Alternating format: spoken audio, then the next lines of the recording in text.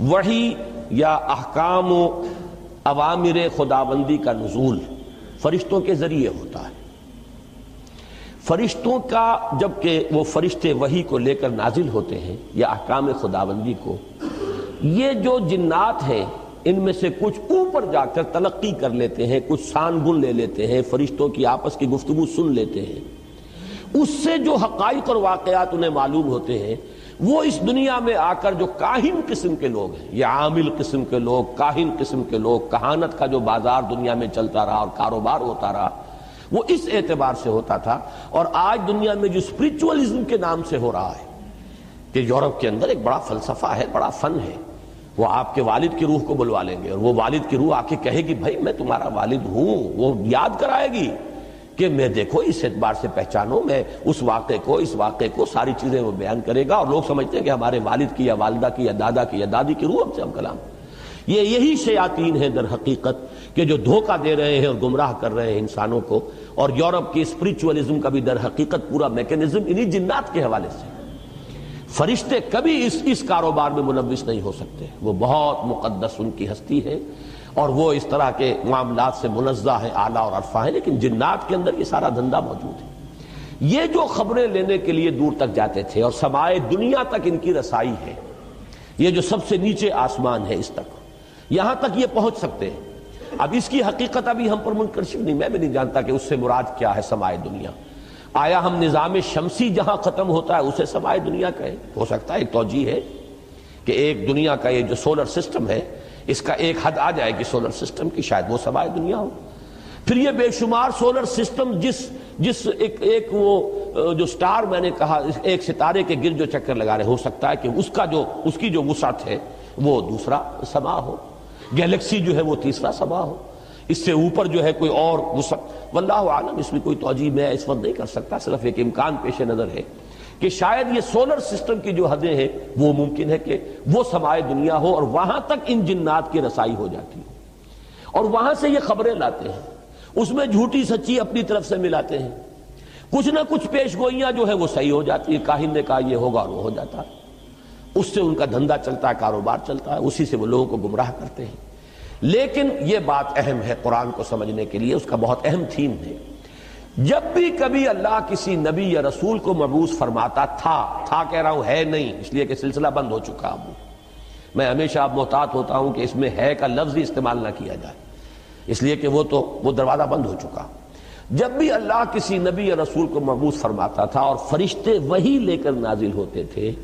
اس زمانے میں آسمانوں پر زبردست پہرے بٹھا دیے جاتے تھے سمائے دنیا پر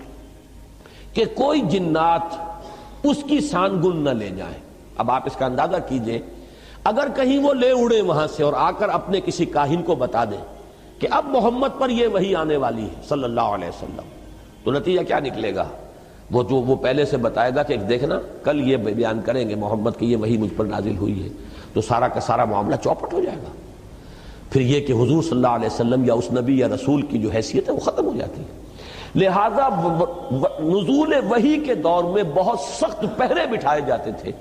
کہ یہ جنات جو ہے کہیں سے سان گن نہ لے لیں، بلکہ یہ کہ شہاب ثاقب مارے جاتے تھے ان پر اگر یہ قریب آتے تھے۔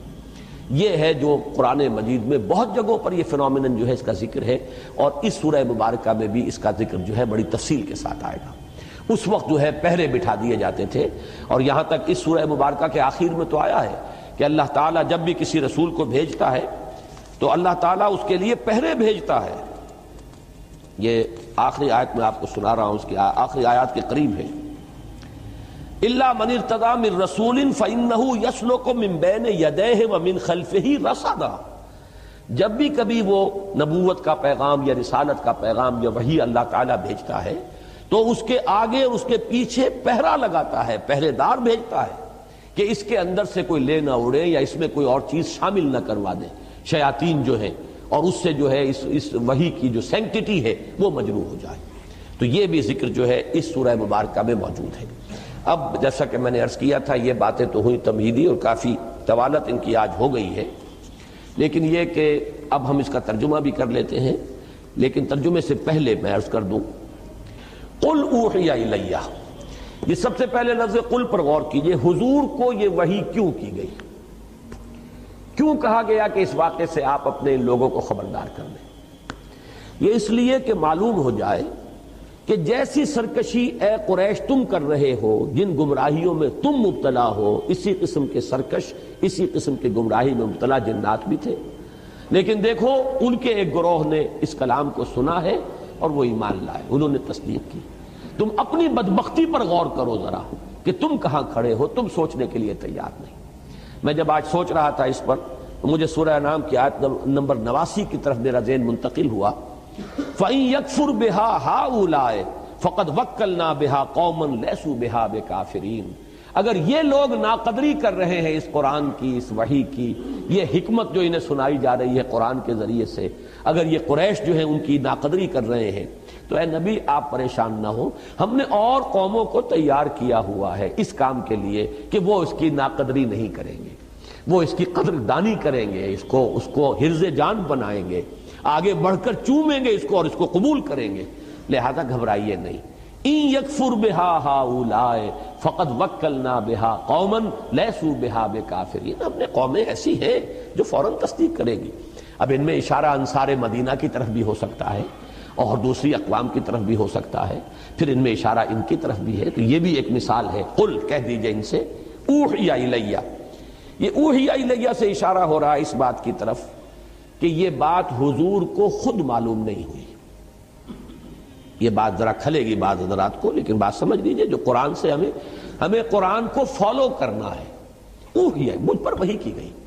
جب آپ نخلا میں قرآن پڑھ رہے تھے آپ کو معلوم نہیں ہوا، اگر ہوتا تو آپ اسی وقت اپنے صحابہ کو بتا دیتے، پھر کسی وحی کی ضرورت نہیں تھی۔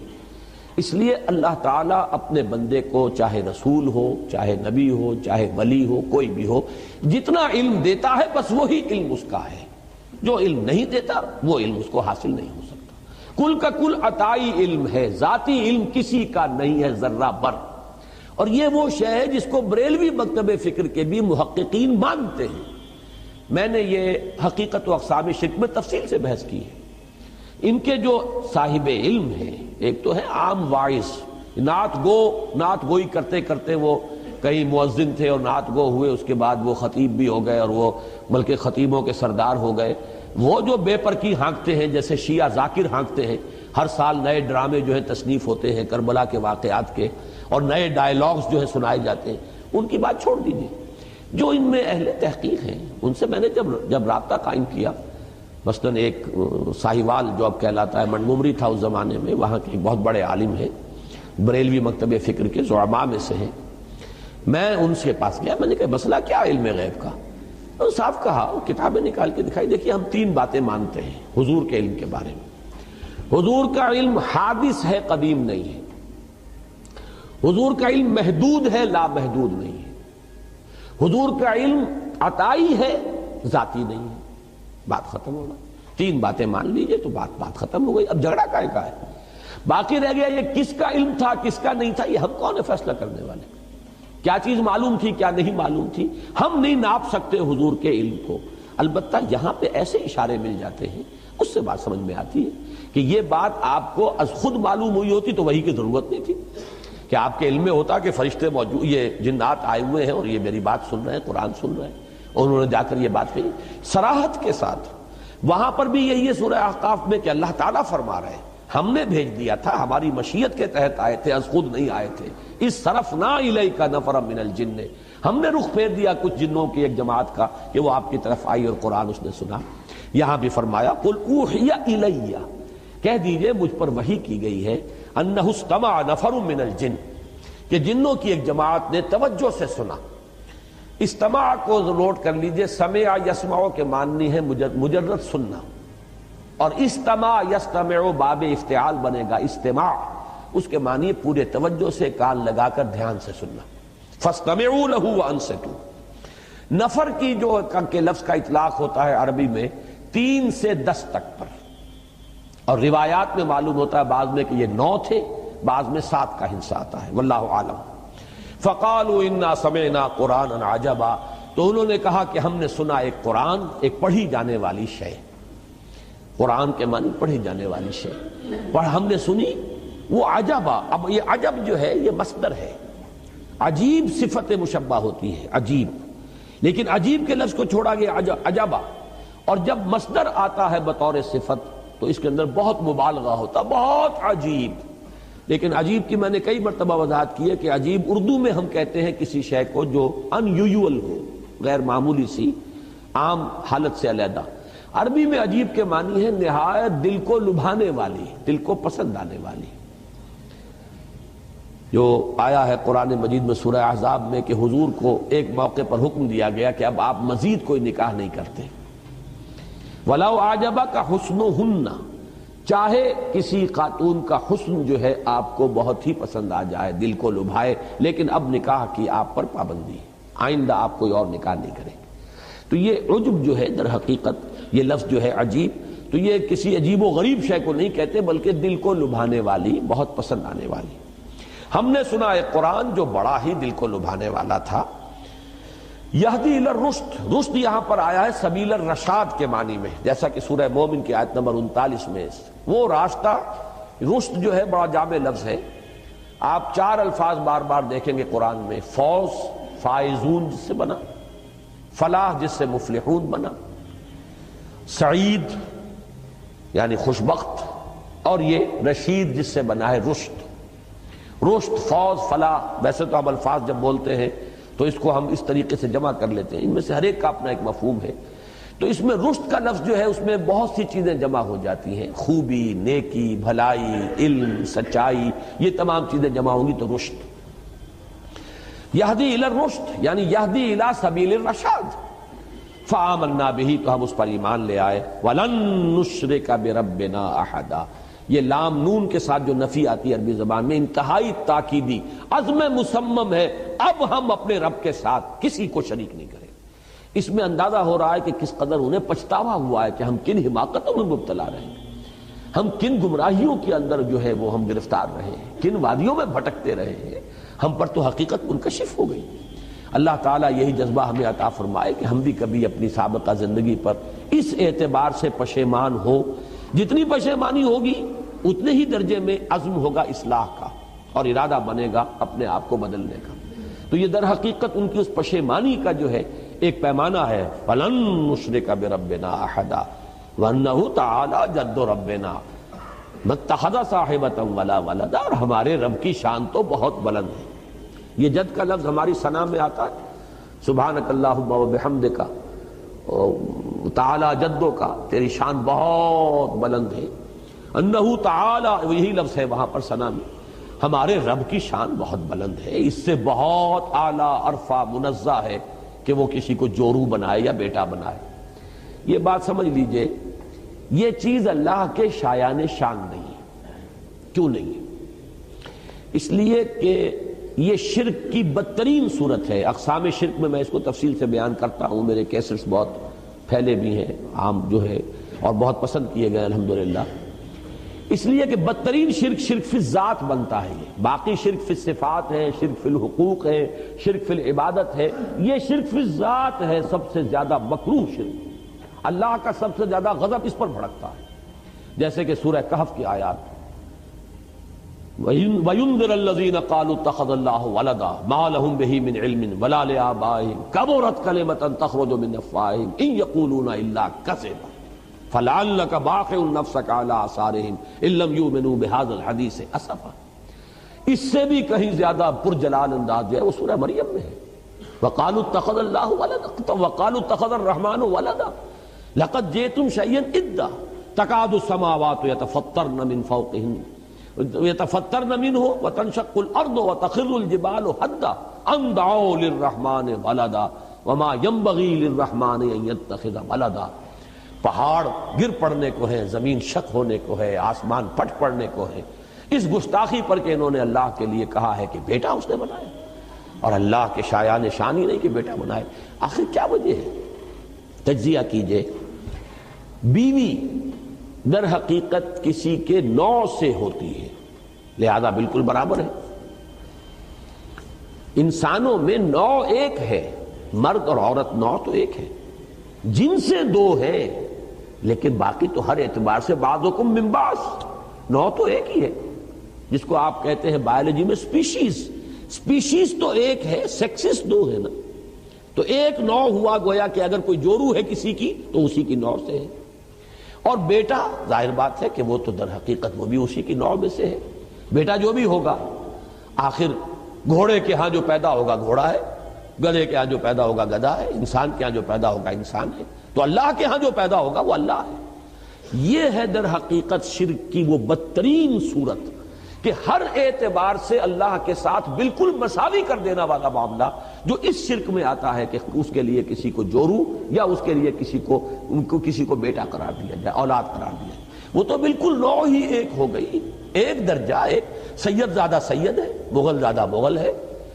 راجپوت کا بیٹا راجپوت ہے، تو اللہ کا بیٹا تو مکمل اللہ ہے، بالکل برابر کا ہے، کفو ہے، ہم پلہ ہے، مد مقابل ہے۔ تو یہ ہے در حقیقت انہ تعالی جد ربنا، ہمارے رب کی شان بہت بلند ہے، وہ اس سے بہت اعلیٰ اور عرفہ ہے۔ وَمَتَّخَذَ صَاحِبَةً وَلَا وَلَدًا وَأَنَّهُ كَانَ يَقُولُ سَفِيهٌ عَلَى اللَّهِ شَطَطًا، یہ سفیہ جو ہے یہ واحد کے لیے بھی آتا ہے اور جمع کے لیے بھی۔ یہ بھی ہو سکتا ہے ان کا ہمارے ہاں کے بڑے بدھو اور بڑے یہ جو بنے پھرتے تھے ہمارے گرو گھنٹال، ہمارے لیڈر، ہمیں بڑی غلط پٹیاں پڑھاتے رہے، اور انہوں نے ہمارے ان بے وقوفوں نے اللہ پر جو ہے وہ بڑی غلط باتیں جو ہیں جڑی ہیں اور غلط ان کے اللہ کی طرف منسوب کیا ہے کہ اللہ نے کسی کو بیٹا بنا لیا اور اللہ نے کسی کو جو ہے اپنا برابر کا درجہ دے دیا ہے۔ تو یہ شیطان لعین کی طرف بھی اشارہ ہو سکتا ہے، اس کی ذریت معنوی اصل بھی مجموعی طور پر بھی مراد ہو سکتی ہے۔ وَأَنَّهُ كَانَ يَقُولُ سَفِيهٌ عَلَى اللَّهِ شَطَطًا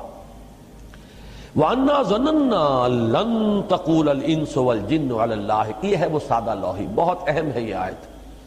اکثر و بیشتر عوام الناس اسی سادہ لوحی میں مارے جاتے ہیں۔ آپ کا عام بیچارہ بریلوی جو ہے وہ کیا سمجھے، وہ تو اپنے مولوی کی بات سنتا ہے، اپنے وائس کی بات سنتا ہے، وہ یہ گمان نہیں کر سکتا کہ یہ ہمیں دھوکہ دیں گے دین کے اندر اللہ کے معاملے میں۔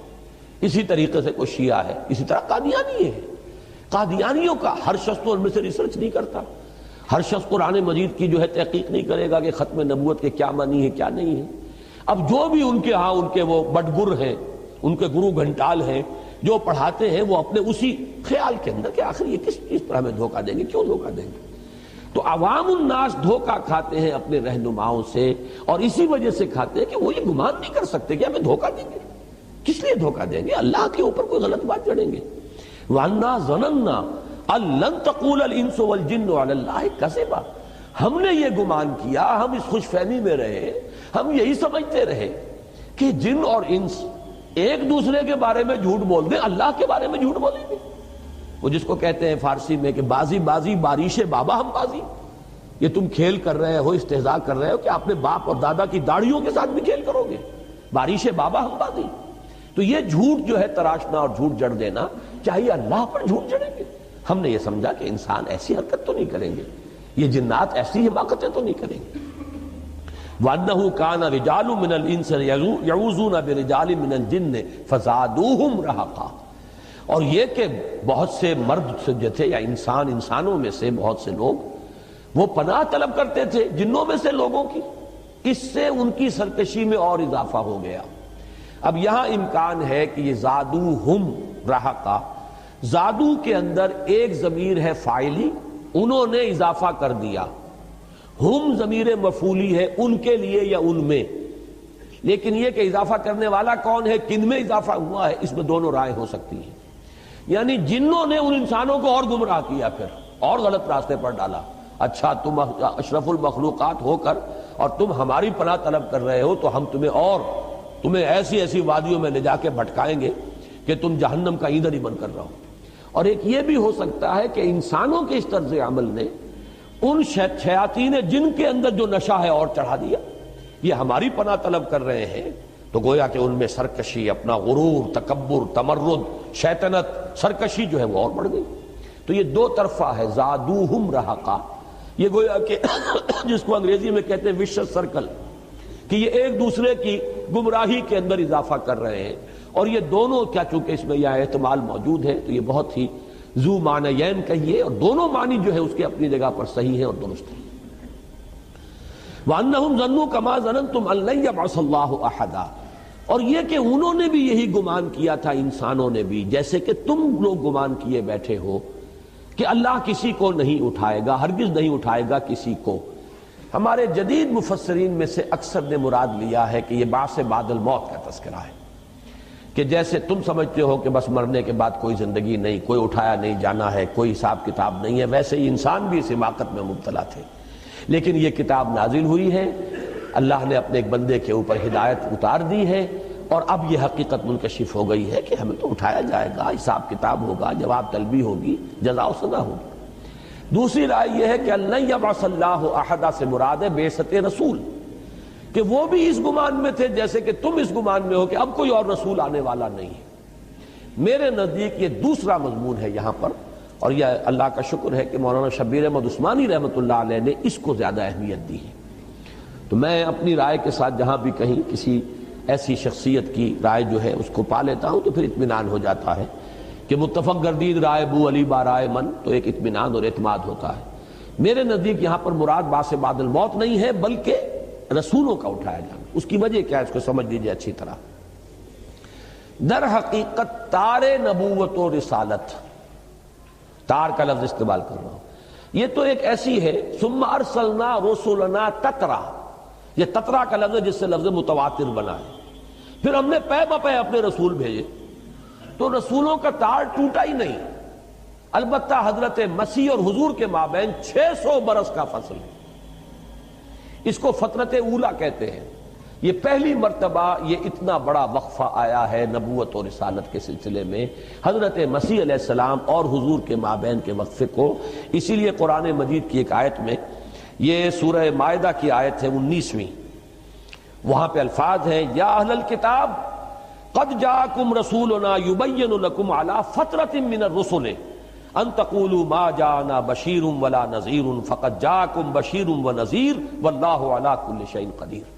تو یہ فترت وحی کا دور تھا، 600 برس بیت گئے تھے،